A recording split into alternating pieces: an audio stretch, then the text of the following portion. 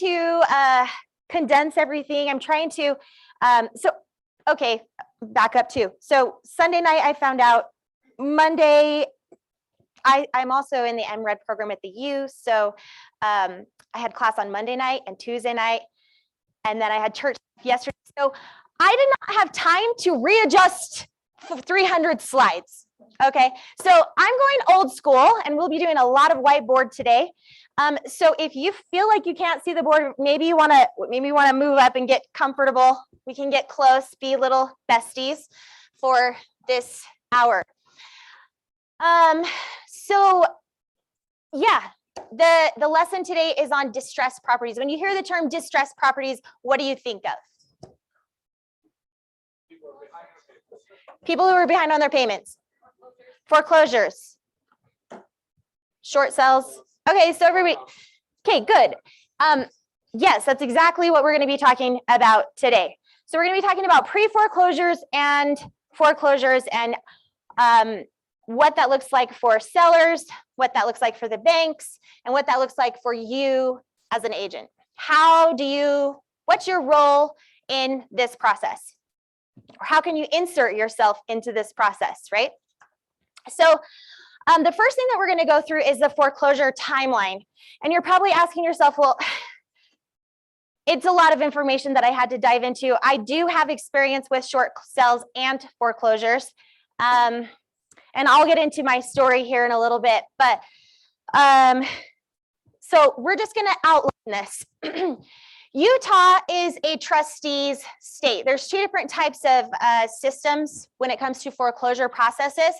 And there's a judicial method and there's a trustee method. Utah is a trustee state. So this just is a brief kind of outline, and we'll get into the nitty-gritty here on my board.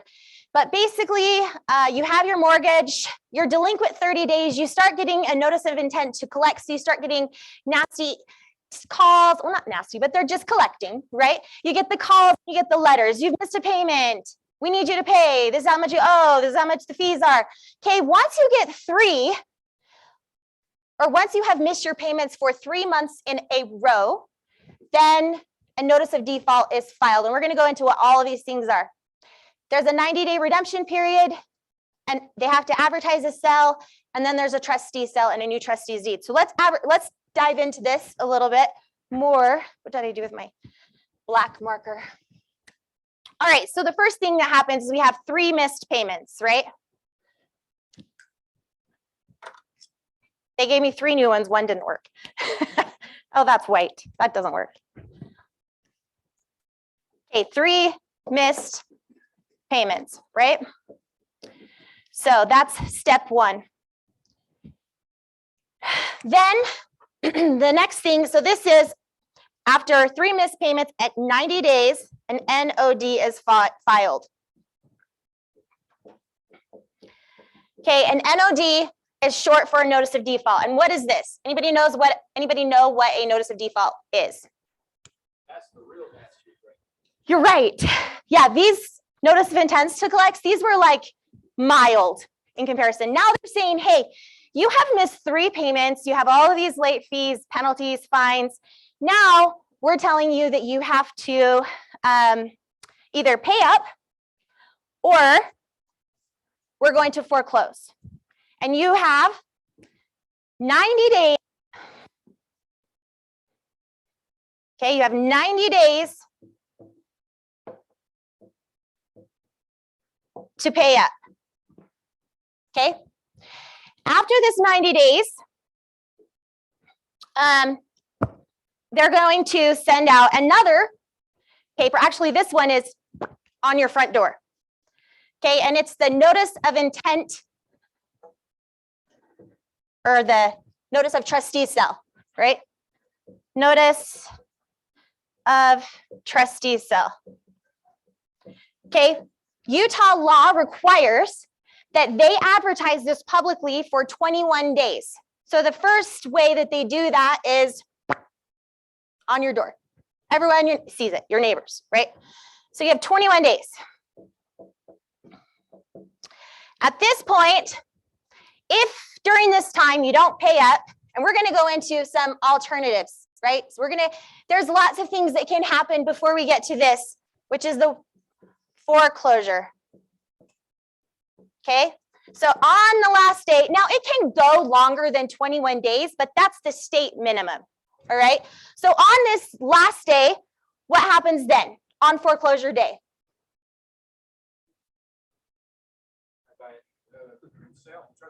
Yeah, they have a trustee sale, which is basically like an auction.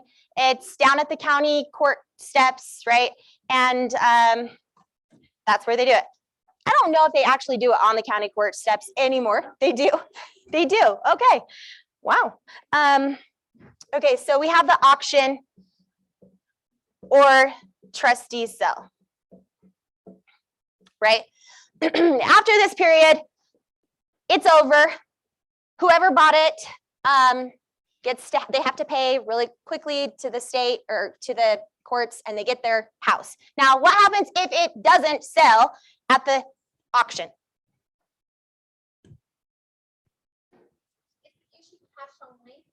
Yeah, usually, yes. And I think it's like within 7 to 10 days, I think you have to have it paid.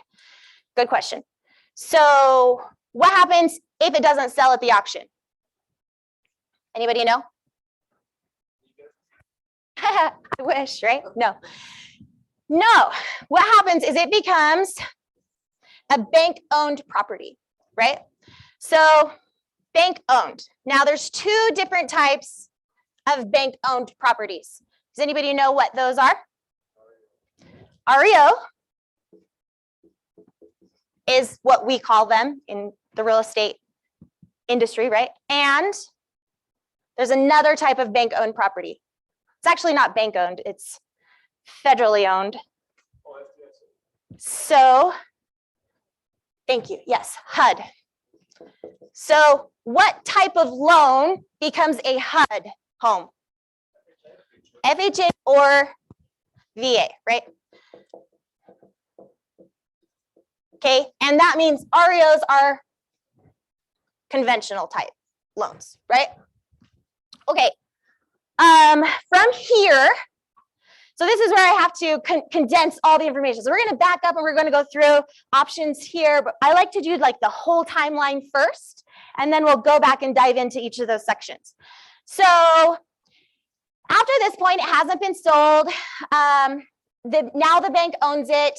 We're going to mostly talk about the REO system because HUD's is a little different, and I'll just kind of give you an idea. Okay, HUD. Basically, they have their own system of selling their houses.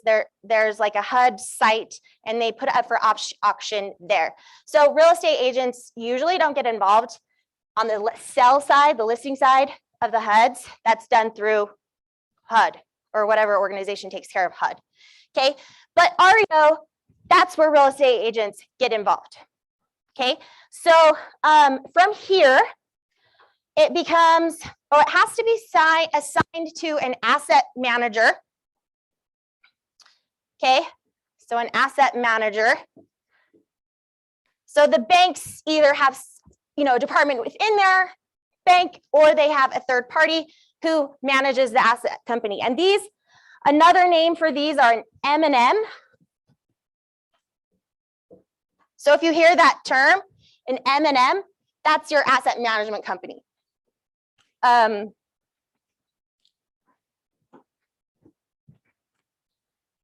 from there, then they become a listing, REO listing.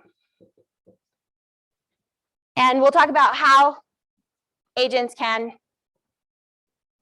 get those listings, okay? And then you've got the purchase.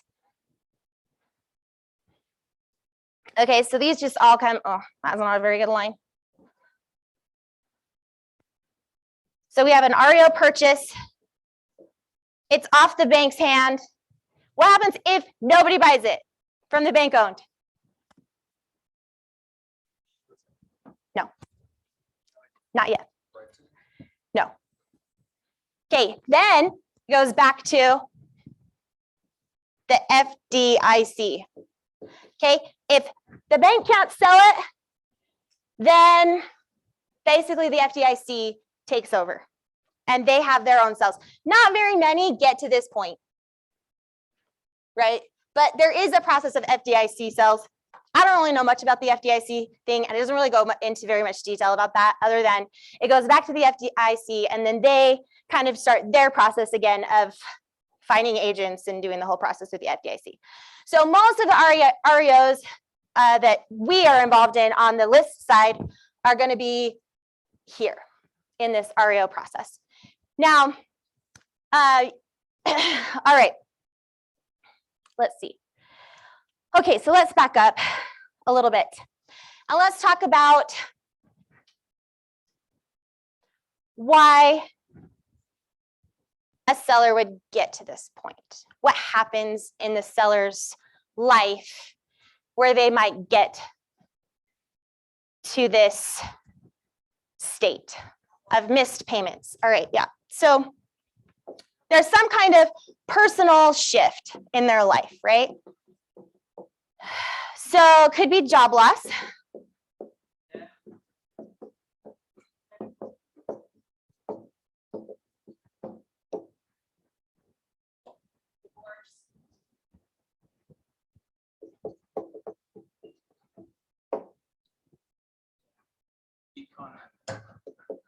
Imprisonment.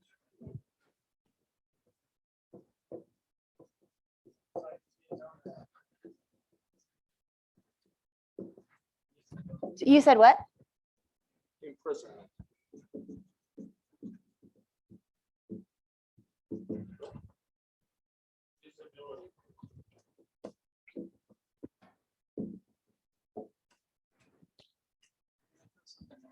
Yeah.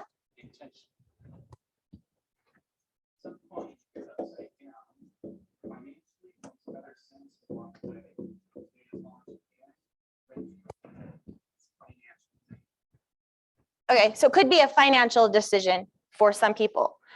I think that about covers it. I guess we're going to add on here economy. Okay, so sometimes when we put up all of these negative things, we start to paint this picture in our minds of sellers. And what are some things that come to your mind like about that person? Like, what does a person look like who might be going through this? Okay, they might not be very happy.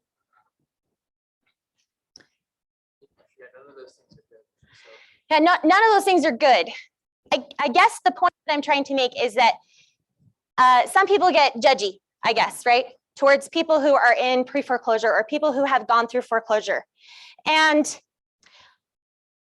this can happen to anyone, okay? Yeah. Thank you. Yes. Thank you.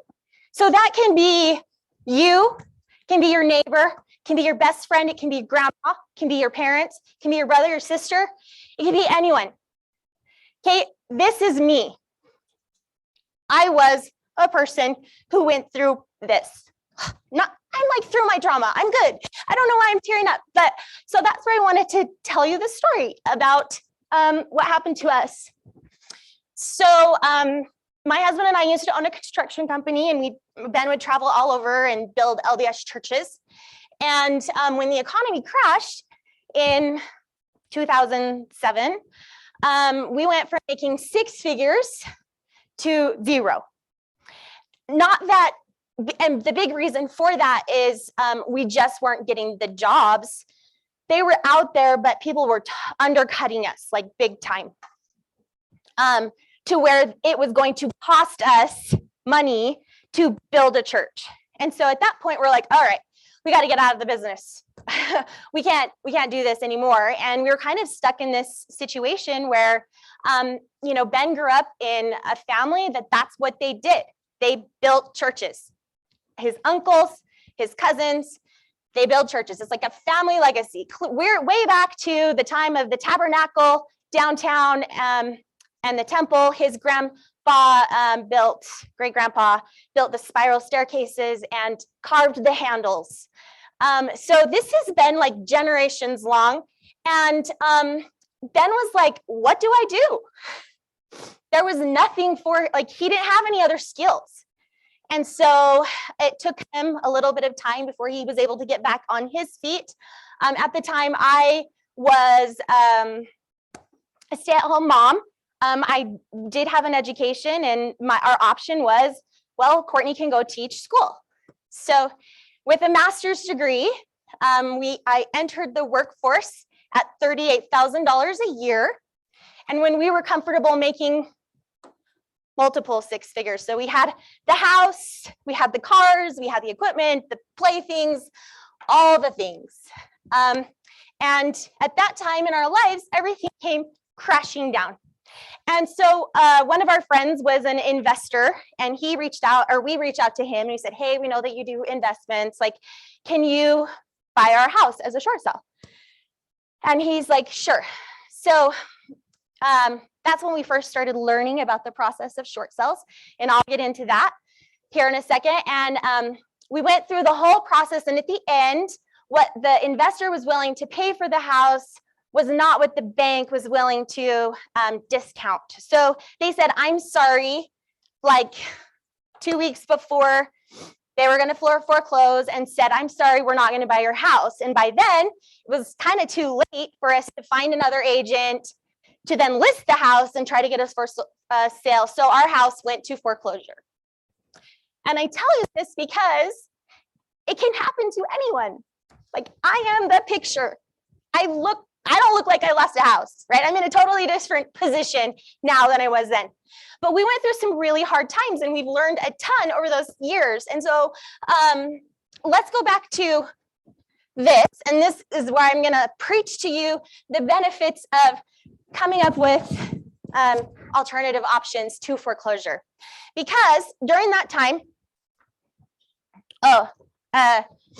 actually, back up. All right. So we have, sorry, I need to refer to my notes.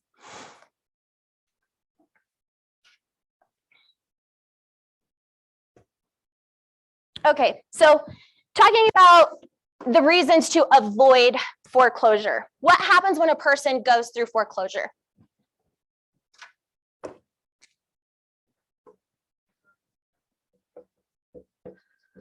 Okay, thank you. So it ruins credit for how long? Minimum 7. Could be 7 to 10 years. Okay, what else? About foreclosure. You lose your home in the process, so you're up. Okay, you're homeless. I mean, yes, but it makes it hard to get rentals, right? Because it basically carries you it follows you everywhere, right?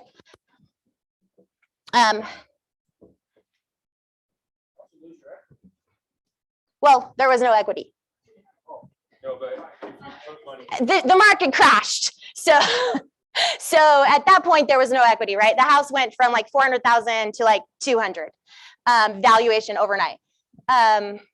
Okay, but what?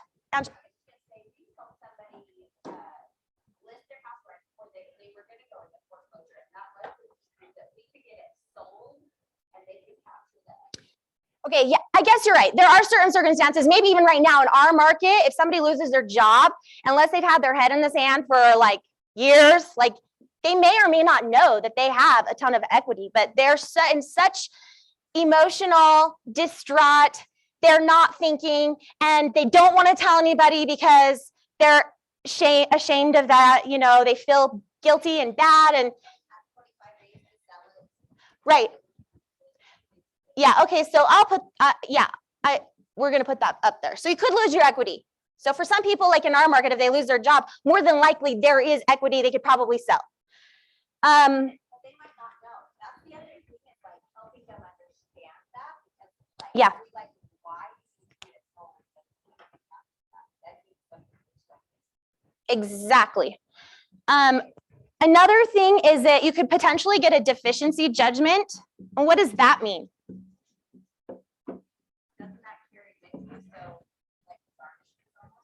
Yeah, so a deficiency judgment, like if a house is sold for less money than what you paid or what the loan is, then there's a shortfall, right?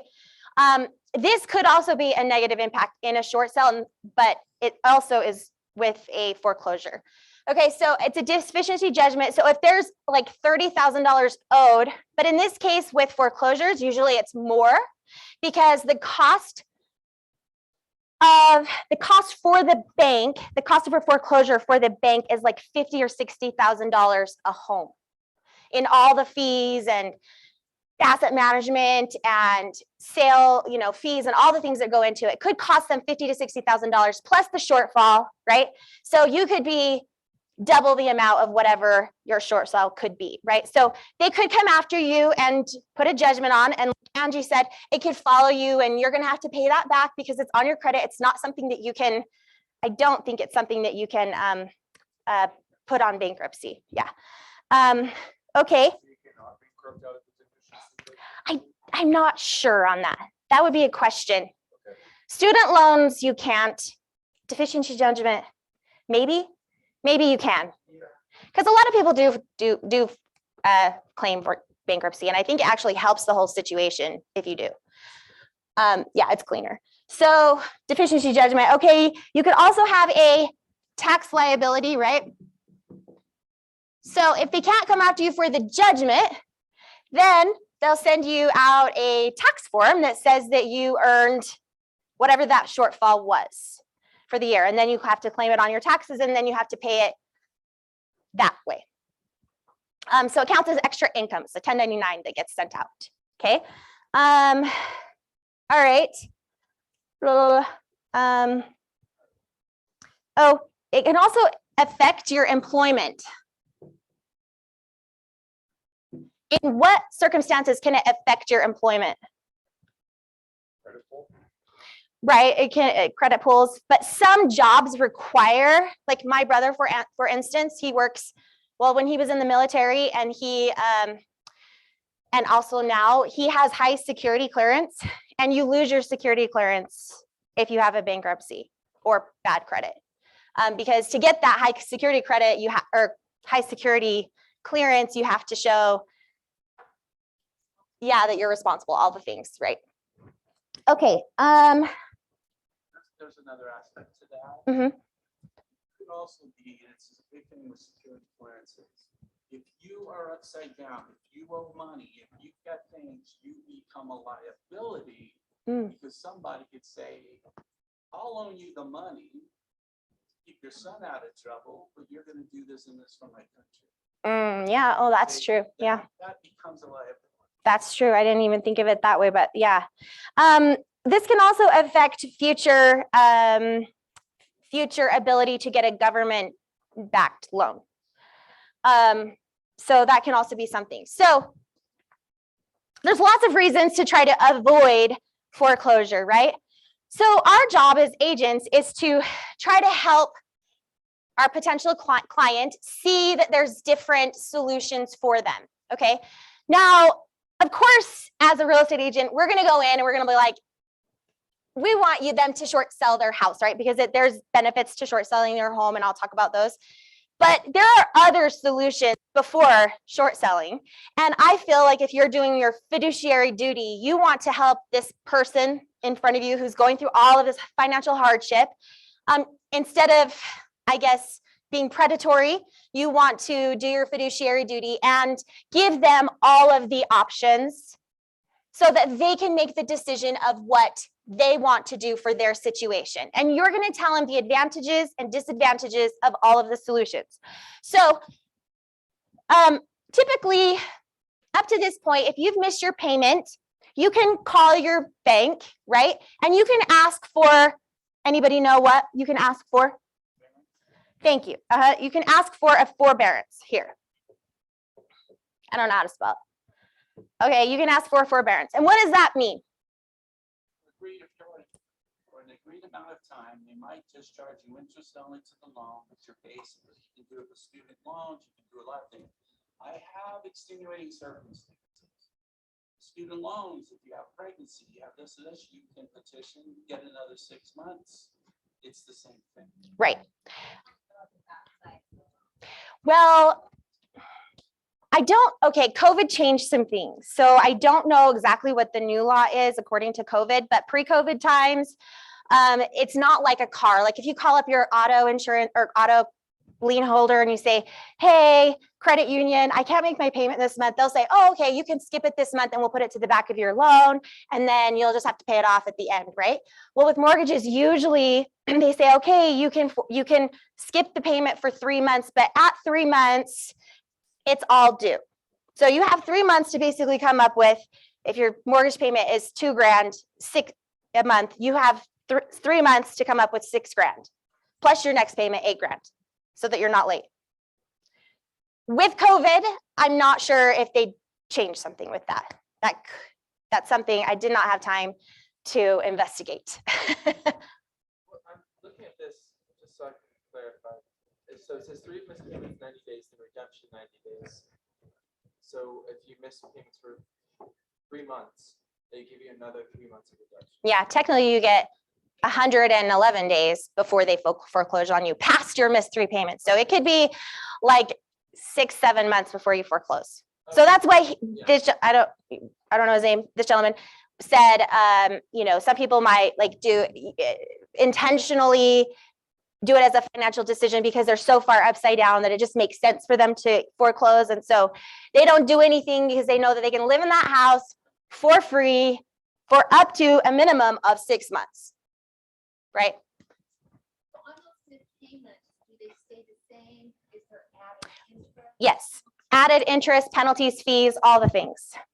So, okay, so there's some other options that you can do though, besides a forbearance. So what if, okay, your husband lost the job, you missed a couple payments, but now he has a new job, so now you can pay. So you call your bank and you say, hey, this is what happened, missed a couple payments, we haven't gotten to this period yet, what can I do?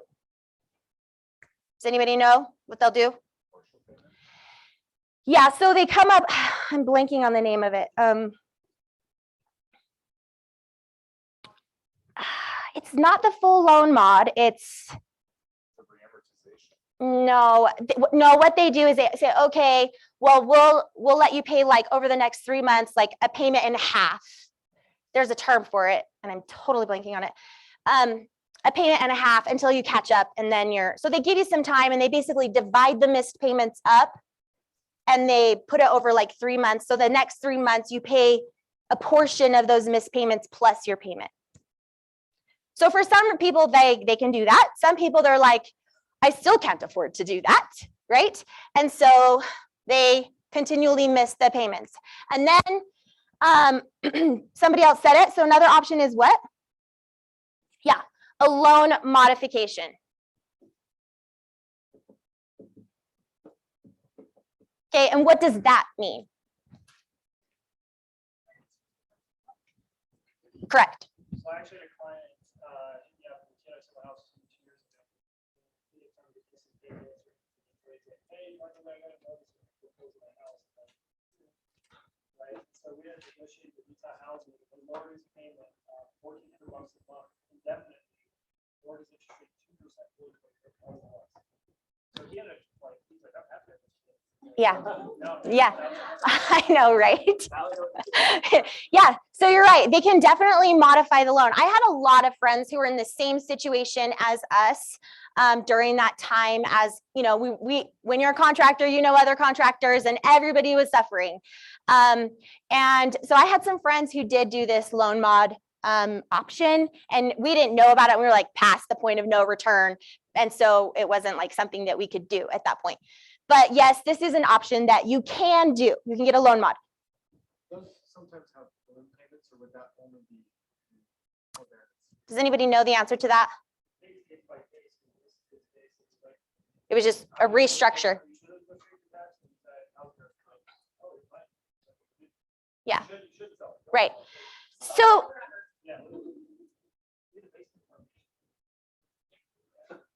Was that a code thing or is that standard? yeah, so here's the question. And they had to like a discovery price.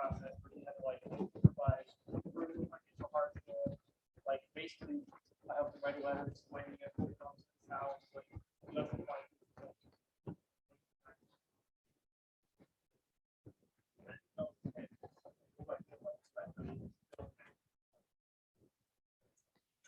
Okay, so here's the question.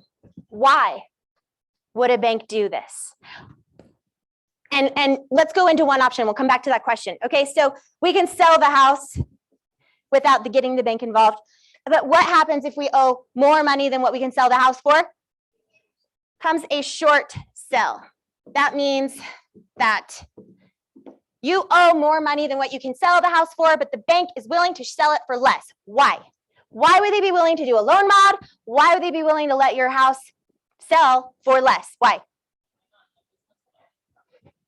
Correct. Yeah, they're not in a business of owning properties. One thing that we have to put into context. If this is an individual isolated incident, if this was, say, even today, and somebody individual finds themselves in hard times, the bank knows that as soon as I get you out of here, I can sell that house and I can recoup what you owe me. Right, but it's going to cost the bank more money to do that. So it's better for them to work with you or sell it for less than. Well, my point to it is like in 2007, 2008, when everybody is in the situation, the bank doesn't want to own properties, okay? So they're going to be a lot more willing to work with you because one, leaving you in the home with the hope that we can work things out guarantees that you won't strip it and steal everything. Good points. It's a liability for them to maintain the property that's Yep. empty. And everybody's in the same boat. So if we have a shift to where suddenly the economy tanks, jobs are down, everything happens, there will be a different environment and the banks and stuff will deal differently than if we individuals have this problem. Yes and no. Yes and no. I'm going to agree and disagree with you. I think the bank has these options available to anyone at any time, and they will work with you because they don't want to deal with a foreclosed property. But on the one hand, like if they know the market is like going up right now, right? Or like it has been 10, 20, 30% a year in some areas, then if they know about that, then there's a chance that they're going to take the risk because they know they can sell it for more, right? But if they're going to have to sell it for less and spend all of the money to, and this is for even like during the best of times. During the best of times, there were still foreclosures. There are not very many, and there aren't very many short sales because technically most people owe money. So if they went into financial stress and they were talking to an agent and the agent says, oh, well, good news.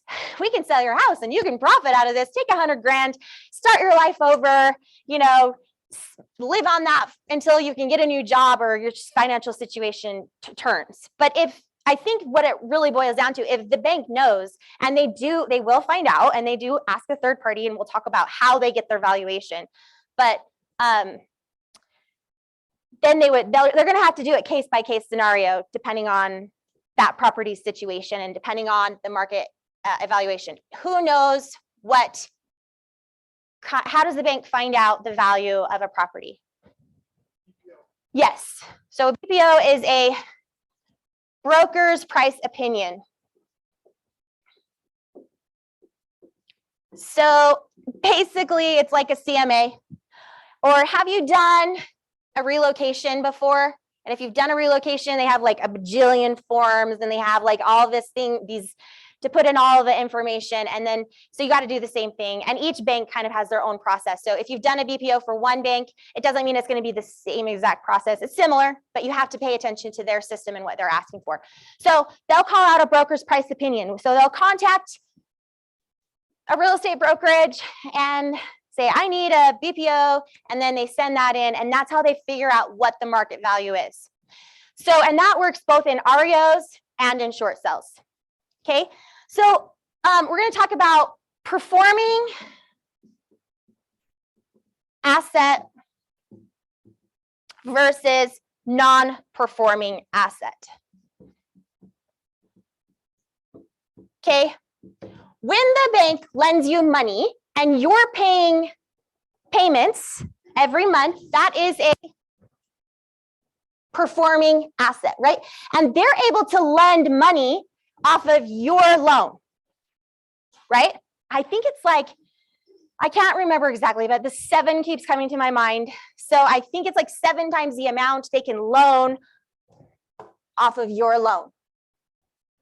So they can continue making more money if they give you money. Non-performing asset, the bank's not in the business of owning property, and it now becomes non-performing, so they cannot lend on that. So they want to get that off their balance sheet ASAP. It does not look good on their balance sheet, right? So that's another reason why the bank is so willing to work with sellers, because they don't want it to get to this point. Because over here, they're making money. Over here, they're losing money. Okay, all right. So back to short sell. All right. There's one other option that somebody can do before we get to that, and that is a deed in lieu of foreclosure. Okay, this one sounds good. Like you can't make your payments. Here, bank, just have it back. I don't want it anymore. It sounds good, but it doesn't protect you from the potential, like a foreclosure or a short sale. If you're in foreclosure, more than likely you have not just a first, but you might have a second on it too. You might have HOA fines and fees. You might have mechanics liens. There could be all kinds of things on your property, right? Well, in short sale or foreclosure, when it's an REO, they can negotiate those payoffs down to pennies, like 7 cents on the dollar kind of thing. If it's a HUD, they will only allow you to pay $2,500 to total to any, what are they called? Yeah, any liens aside from the primary liens. So they're underneath that. Yeah, secondary, whatever, there's a term for it, right? I don't know. Subordinate, right? To any subordinate liens. Okay, so because HUD has this requirement, well, you know that the other banks are gonna like try not to spend more than $2,500 too, right? So that really goes in our favor when we're trying to negotiate those seconds, thirds, fourths, whatever on your title report.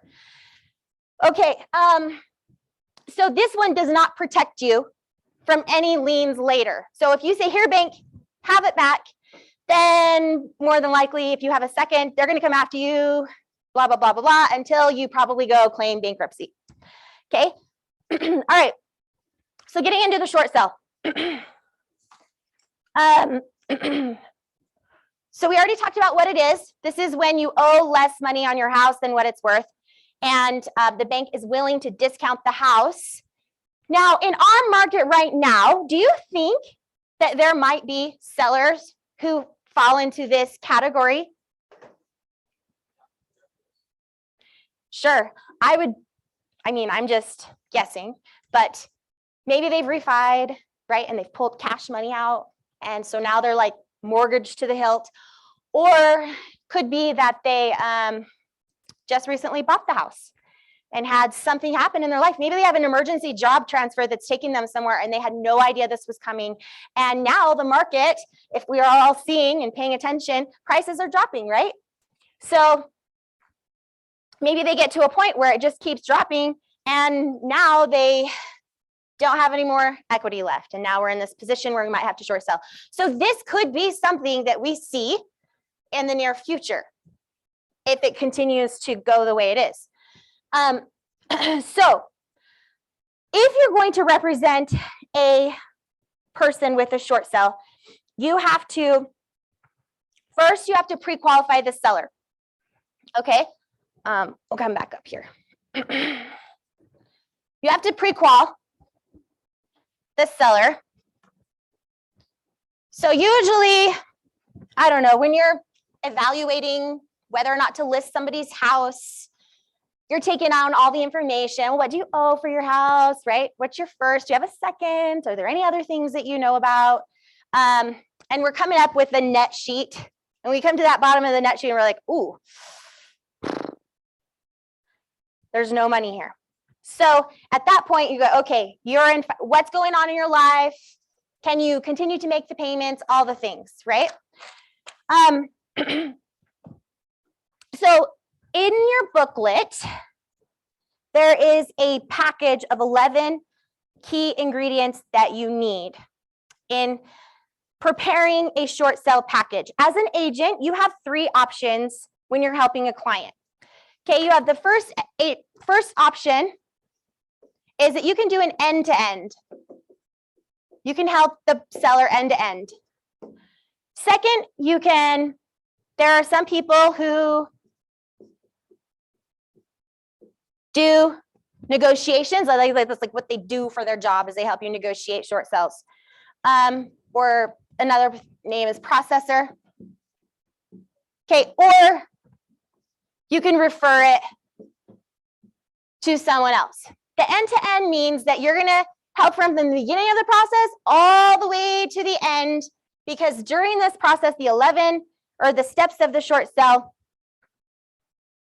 is 1, we're gonna pre-qualify. Okay, part of the pre-qualification is we're finding out their net, how much they're falling short.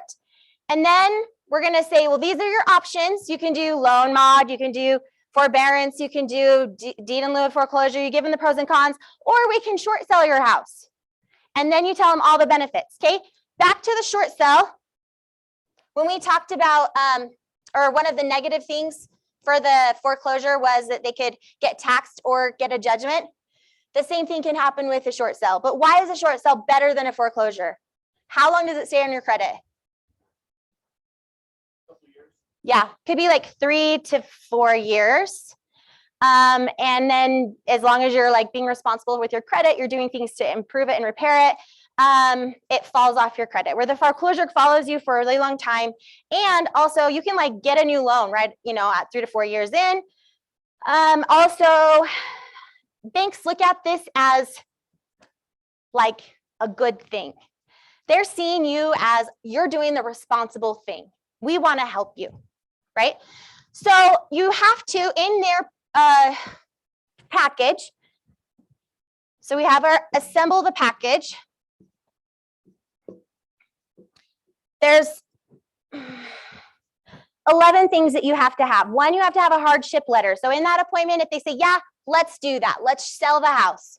Now, the sellers don't pay for any commissions, so that's another benefit. Who pays for the commission? The bank. It comes out of the net. So it comes out of their, bottom line. But they're not having to pay it out of pocket. They get to stay in the house quite a while because short sales can take a really long time. Okay, so they basically can keep living there until it goes through. And then once it goes through, they can move. So they have a place, they have a roof over their head, right? For a little while. So a short sale can take like 3 months, but I've seen short sales take even longer than that. Like the shortest time is probably 3 months-ish. Would you say, Amber? Yeah. What? And that's really fast. Yeah, it is. Okay, you have to have so you have the hardship letter. You have the listing agreement. Now, there's some other things here that you need to know with listing agreements. Banks will not pay 6% in commission for a short sale or if you're representing an REO. Anybody know what that commission is? I think it's, total 5, and usually that's split 2.5, 2.5. Sometimes if like you can't find a buyer or whatever, then sometimes the listing agent might give an extra 1/2 and drop to 2. But most of the time that's 5%. So the bank will not pay more than 5. And so you have to prepare the buyer's agent, let them know, hey, the bank's not going to let us pay any more than this, so we're splitting. And usually the buyer's agent in that case is like, oh, okay, that's fair, right? When they would get pissed is if it's like, you're getting 4 and they're getting 1. And they see it on the settlement statement, right? All right, you also have to have a letter of authorization. And the letter of authorization is basically giving the seller is giving you permission to speak to the bank. So they have to have this letter. I believe in your booklets for Shift, I believe there are examples of these somewhere in there. They have to have a financial statement, and this does not have to be like it doesn't have to be complex. It could just be a simple, this is what we make a month, this is this, showing that they're in financial hardship, right? These are what all of our debts are. Okay, E. Recent bank statements. And taxes. Then they also have to have, okay, so this is what you gather up to this point. Then you get your offer. So you can list it, you know, you get all the stuff, get it all ready so that when you get an offer, you put that with the package. You don't send this to the bank yet until you have the whole package, right? I think so, yeah. And then you, as part of the offer, you have to have the short sale addendum. On the MLS, you have to follow the guidelines for that. The MLS, we'll add this out here. You have to state that it's a short sale. There's a button to click. Okay. You have to have the buyer's pre-approval letter.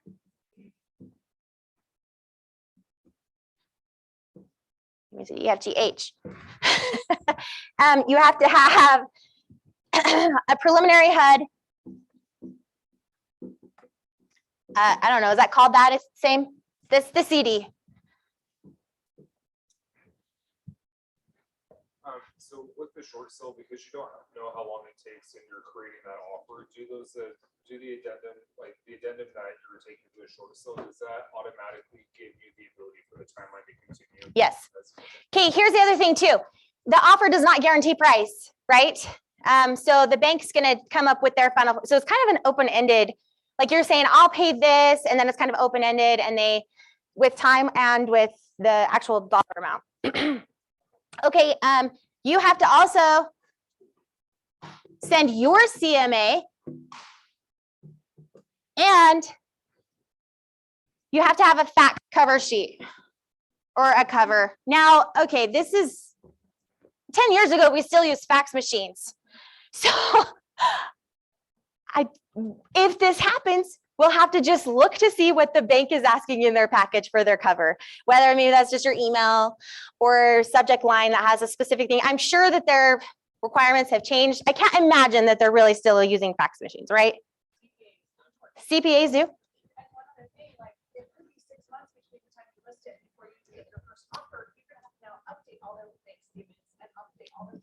Thank you. Okay, so you're gonna have to update as needed, right? So it could might need to send another CMA too, and all the things, right? And also if they hire out a BPO at the beginning, once they get, they're not gonna send out the BPO until they have an offer. And that's usually why it takes even longer, because they gotta get that back. Okay, I have no idea of time. Oh, shiz. Okay, so lots of reasons why they can do a hardship letter. In your book, there's a list of 13 different reasons that you can put on the hardship letter. And some of these that we didn't include were separation, significant, adjustment to the mortgage, or damage to property that you can't pay for and don't want to pay for anymore. Okay, all right, so we submit the contract. So we're at 3.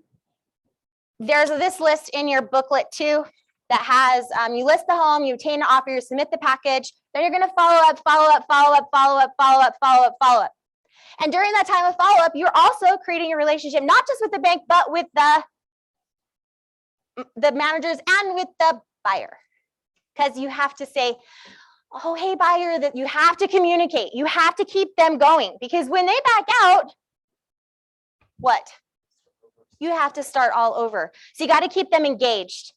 And they're excited because they're getting a property for less value, right? Because they can actually buy it for less than market value. Does anybody know what the bank will accept for market value or below market value? The average is 85% of the BPO. And that's usually the total, everything that's getting like agent fees, all the things are calculated in that. So when you're accepting an offer or taking an offer to submit to the bank, you do have to consider all of that. I think I've seen it go as low as 70%. I know HUD won't do down to 70. I think, what is it, 80 maybe? Somewhere around there. Yeah, but I've seen some banks, a lot of times it comes down to like the condition of the house, you know? So, and then, so you're negotiating, you're following up, you're negotiating, an appraisal will actually be called out on it. The file will be approved and then the deal closes. So how do we find short sale deals? I guess I'm not gonna have time to get in the REOs. How do we find a short sale deal? Okay, what does the title do to help you? They have access to the list of people with like who have missed payments. It'll just it's a default list.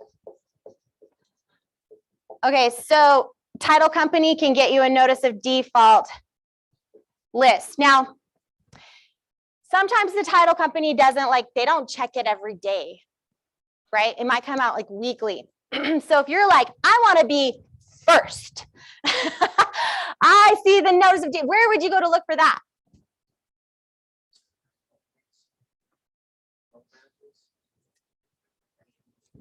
Yeah. So the county records, they actually post the NODs. There's a way to search. Utah County is free. You can go onto Utah County's website and you can fiddle around and search for the NOD list. And so when a new one goes out every day, they're posting. So you can track that every day. It does take some time, energy, effort. And then when you see that, you can go directly over to that person's house and knock the door. Okay, but remember, if you're knocking somebody's door, you do have to be sensitive to the situation and approach it with empathy. You're not going to say, hey, I saw you got a notice of default. You might know before they do. And your house is foreclosing. Can I sell your house? It's not going to work. They're going to slam the door. Okay. So, and they might even, there's a process of farming for this. You can farm. You can let your circle know, your sphere, right? Maybe people who you're being called out to do a, what do you call it? A listing appointment. And then at that appointment, you find out, crap, they're in trouble. That would be a time to talk to them about that short sale, right? Any other things that you can think of? What they remember is, however you reach out to them, there's been 15 other people that beat you there. They're not going to respond to your phone call. Right. They're not going to open the door. Right. Because everybody else, and Yeah. they're living in fear that somebody's going to show up and want to take and kick them out. Exactly. Yeah. So you have to be sensitive, and it's, yeah, you do have to be sensitive to the situation, but also don't give up, because sometimes maybe in that first 2 weeks, they've been bombarded, right? And then maybe they haven't decided what to do yet. And then you maybe send a postcard and then another postcard 2 weeks later or something, or week, I don't know. Come up with your own farming system for that, however you're going to market to. You can also do social media or just media in general, right? So there's lots of different ways to find short sales.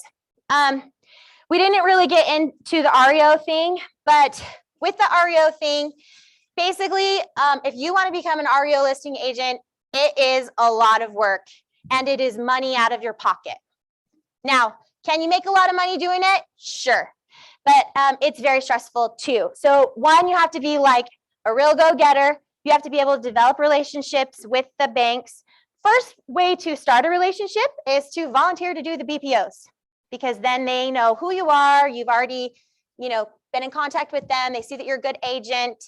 And then from there, once you do get, say, an REO listing, the banks hold you to pretty high standards, and you are in charge of basically the asset management. So you have to go and inspect the house. Hey, is somebody living there? If they're living there, you're in charge of taking care of getting them out.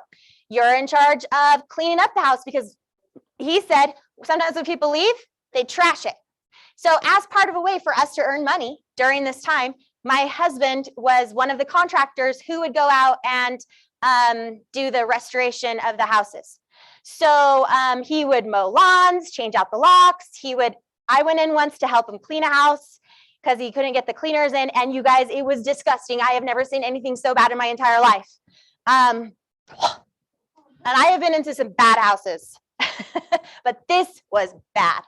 There was a car on the property we had to get off. There was all the things. And you have to get it list ready. And who pays for that? The listing agent. They do get reimbursed, but they're slow. So you got to have money in the bank to be able to basically support a business. And this is a new business. It's an REO business. Okay, so you got to have money in the bank, and that could be like 45 to sometimes 90 days before you get reimbursed. So how many homes is that going to be? And usually it's minimum $1,500 to get a house ready to sell. It could be more, depending. Like sometimes, like Ben even had to sometimes go in and like rebuild a wall, drywall it because people, you know, punch holes in the wall. They do stupid things. Yeah.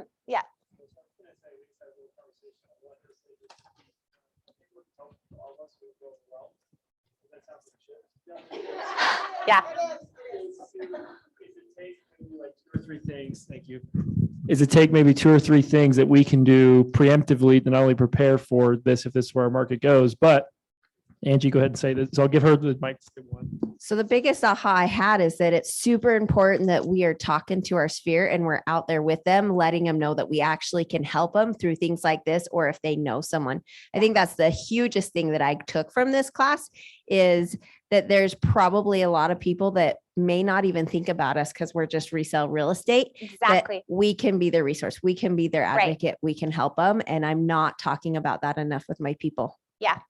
And one thing I want to add to that, like coming from a person who's experienced all the things, the not so fun things is, you know, I really wish that we could have sold our house as a short sale because it really did suck during those years that we were trying to get back into home ownership. I saw all my friends around who who had their homes, they were in it, they were getting equity now. For the first few years, it was okay because everybody was all underwater and we could all commiserate together. But then when the market started shifting and people started gaining value, and then I got my real estate license and started helping people, and I was feeling like I was missing out, like I was losing the game because I had friends like this person I sold, they got $85,000 out of that. And then the next one, they got whatever. And then they're going and building their dream houses. And here I am. I still can't freaking qualify for a house. And so anyway, finally, we lost our house in 2007 and we were not able to buy a new house until 2016.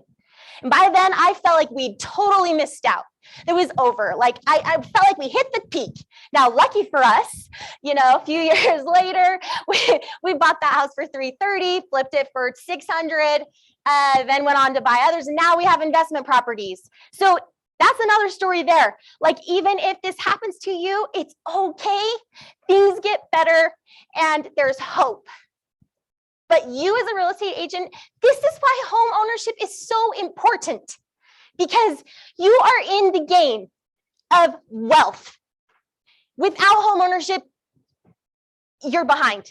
And now I'm like 44 years old in 2 weeks, and I feel like I got to play catch up in that 10 years.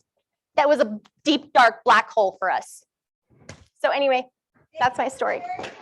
Oh, that's awesome.